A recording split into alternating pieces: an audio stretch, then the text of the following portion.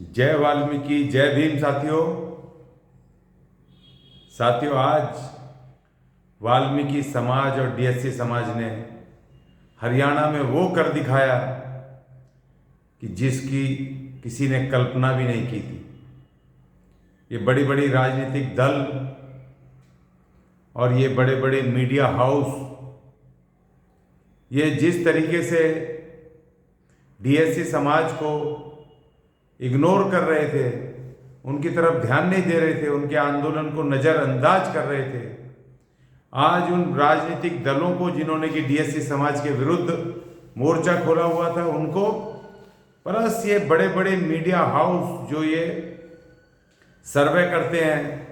और ये आंकड़े बताते हैं कौन जीतेगा, पहले ही बता देते हैं कि कौन जीतेगा, कौन हारेगा, किसको कितनी सीटें आएंगी, कितना परसेंटेज वोट आएगा, जो ये बताते हैं बड़े बड़े चाणक्य और फलाने और डिकड़े, ये सब औंधे मुंह गिर गए, पूरी तरह फेल कर दिए इनको डीएससी समाज ने। देखिए, मैं कुछ आंकड़े इस पे चर्चा करूंगा आंकड़ों के साथ। पहली बात तो मैं शुभकामनाएं दूंगा तमाम हरियाणा के ही नहीं, पूरे देश के जो डिप्राइव क्लासेस हैं, वाल्मीकि समाज के नेतृत्व में जो संघर्ष चल रहा है, वाल्मीकि समाज और सभी डीएससी समाज को जिन्होंने कि इस लड़ाई को जीता है, पूरे देश के सभी डिप्राइव क्लासेस को मैं धन्यवाद अदा करूंगा कि आपकी ये हिस्टोरिकल जीत है, बड़ी जीत है। और इस जीत के बाद ये तमाम लोगों का ध्यान आपने अपनी तरफ आकर्षित किया है। भारतीय जनता पार्टी को जहां तमाम बड़े बड़े मीडिया हाउस आज सवेरे तक हारा हुआ दिखा रहे थे जब तक कि मतपेटियां नहीं खुली थी, और जबकि वो मशीनें खुली उसके बावजूद भी पहले राउंड में कांग्रेस काफ़ी आगे थी, और उसके बाद एकदम जैसे जैसे दूसरे हमारे डीएससी समाज की कॉलोनियों में, मोहल्लों में, गाँव में, देहातों में जब उनके इलाकों के जब वोट मशीनें खुलनी शुरू हुई, तो वो तमाम जो सो कॉल्ड जो अपने आप को सफ़ेद पोश, कड़क कुर्ते पजामे वाले, मालदार, अपर कास्ट, ये तमाम जो अपने आप को कहते हैं वो तमाम धाराशाही होते चले गए। अभी जितना भी मीडिया हाउस उसके ऊपर मंथन कर रहा है कि आखिर ये जीत हुई कैसे जबकि वो दिखा रहे थे कि इतनी कांग्रेस प्रचंड बहुमत से जीत रही है हरियाणा में। देखिए, मैं बताता हूं आपको इसका जवाब ये है कि आप लोगों ने जब सर्वे किया और जब आपने अपने आंकड़े पेश किए, तो आपने उन तमाम लोगों से बात की, पहलवानों से की, वहाँ के जाट समुदाय से की, वहाँ के अपर कास्ट से की, किसानों से की, उनसे पूछा कि किसको वोट दे रहे हैं। लेकिन आपने एक बार भी डीएससी समाज से नहीं पूछा, उनके मोहल्लों में नहीं गए, गाँव में नहीं गए, उनकी बस्तियों में नहीं गए, उनके नेताओं से बात नहीं की, उनके संगठनों से बात नहीं की, और आपने पूरी तरीके से आंख मूंद करके आपने कह दिया कि भाई ये कांग्रेस जीत रही है, क्योंकि वो तो जीतना ही था, वो दूसरे लोग कर रहे थे, कुछ किसान, कुछ पहलवान, कुछ वो अपर कास्ट वो कर रहे थे, तो उस हिसाब से तो जीतना तय था कांग्रेस का। लेकिन जो अंदर खाते 30 से 35 लाख वोट जो एक तरफा चला गया बीजेपी को, वो डीएससी समाज का, उसने सारे समीकरण, सारे सर्वे, तमाम के तमाम एग्जिट पोलों को धराशायी कर दिया, फेल कर दिया। अब यही बात कांग्रेस को समझ नहीं आ रही है। जो कांग्रेस चिल्लाती फिर रही, उसके ढोल धमाके भी बज गई, मिठाइयां भी बज गई, बंटनी शुरू हो गई कि भाई जीत रहे हैं, एग्जिट पोलों के दम पर कह रहे हैं जीत रहे हैं। लेकिन जब परिणाम निकले, जब शुरुआत हुई, परिणाम जैसे जैसे आगे बढ़ते चले गए, वैसे कांग्रेस को करारा जवाब दिया, ऐसा जवाब दिया कि उसको मैं देसी भाषा में कहूंगा कि डीएससी समाज ने कांग्रेस को जोर का झटका बहुत धीरे से दिया है, और इतना धीरे से दिया वो झटका कि कांग्रेस अभी भी हाय हाय मचा रही है, प्रेस कॉन्फ्रेंस करके कह रही है कि जी मर गए, चल गए, मशीनों से गड़बड़ हो गई, फलाना हो गया, बेईमानी हो गई, हम इन हरियाणा के इनको रिजल्ट को, नतीजों को हम नहीं मानते हैं, हम इलेक्शन कमीशन जाएंगे, फलानी जगह जाएंगे, ढिकड़ी जगह जाएंगे, हम तो जीत रहे थे, हार कैसे हो गई, हम इस पे वो करेंगे, मंथन करेंगे। भैया, कहीं जाने की जरूरत नहीं है। हार ये हुई है कि डीएससी समाज जिसके खिलाफ आपने बिगुल बजाया, जिसके विरुद्ध आपने सुप्रीम कोर्ट के ऑर्डर के विरुद्ध SC/ST आरक्षण के विरुद्ध जो आपने खड़गे साहब ने, जो आपके अध्यक्ष ने जो प्रेस कॉन्फ्रेंस करके उसको ऑर्डर को खत्म करने की बात आपने भारत सरकार से की थी कि विधेयक लाके खत्म करो, और जिस बात को हमें अंदेशा था, जिस बात का डर था DSC समाज को कि वहाँ हरियाणा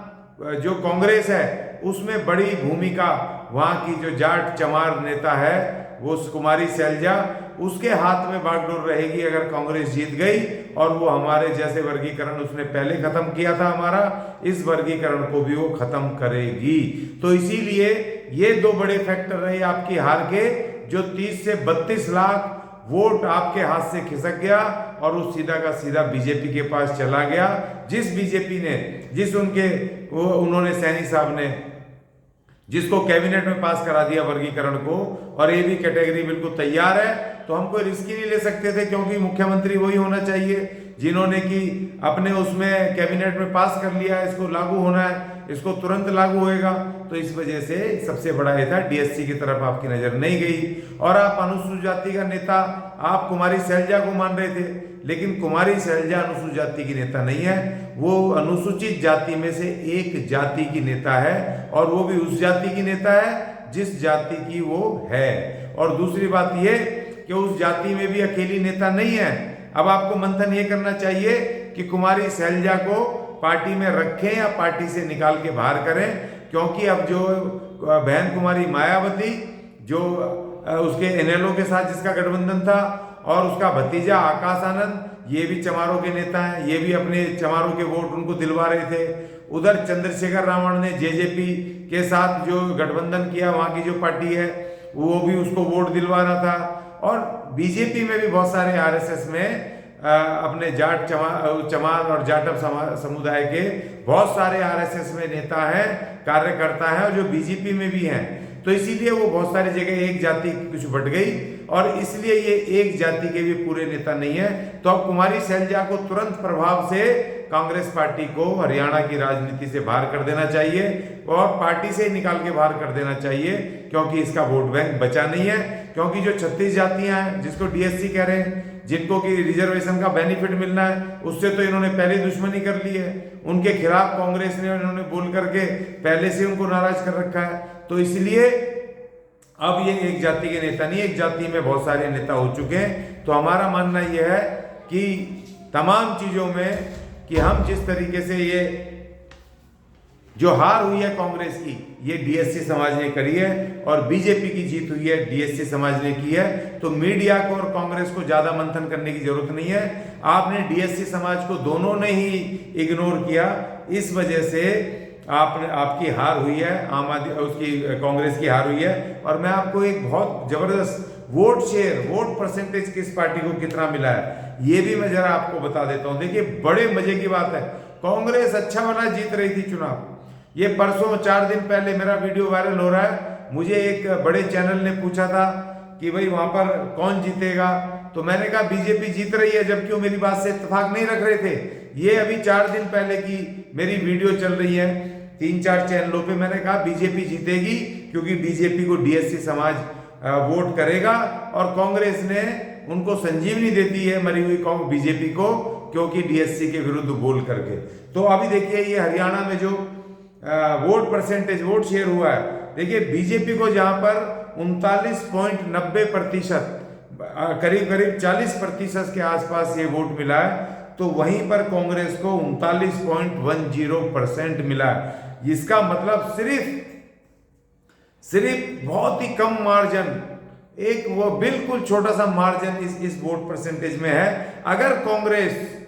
किसी भी तरीके से DSC समाज को अपने कॉन्फिडेंस में ले लेती, और अगर कह देती, एक बार कांग्रेस का शीर्ष नेतृत्व कह देता कि हम सुप्रीम कोर्ट को ऑर्डर को लागू करेंगे, अगर एक बार कह देता कि अगर हरियाणा के अंदर अगर कांग्रेस की सरकार आई तो हम उसको वर्गीकरण है उसको लागू करेंगे, और कुमारी शैलजा की एक नहीं चलने देंगे। अगर ये 2-3 स्टेटमेंट अगर कांग्रेस ने दे दिए होते, तो आज जो जीत बीजेपी की हुई है उससे बड़ी जीत कांग्रेस की होती, अगर ये इस तरीके के, अगर ये DSC समाज के फेवर में अगर उनकी लीडरशिप बोल देती। लेकिन उनको लग रहा था कि ये एक ही जाति के वोट से जीत जाएंगे, अनुसूचित जाति की एक जाति के, तो वो पूरी तरीके से फेल हो गए। और जहां पर देखिए बड़े मजे की बात है, जिस आम आदमी पार्टी के उसको नेता को छोड़ा, उन्होंने बीजेपी वाले ने बड़े कह रहे थे आम आदमी पार्टी के, हरियाणा में बड़े तीर मारेंगे, बड़े ये करेंगे वो करेंगे। आम आदमी पार्टी को सिर्फ 1.79% मतलब 2% भी वोट हरियाणा में नहीं मिला है। और देखिए जिस बीएसपी से, जिस बहुजन समाज पार्टी से,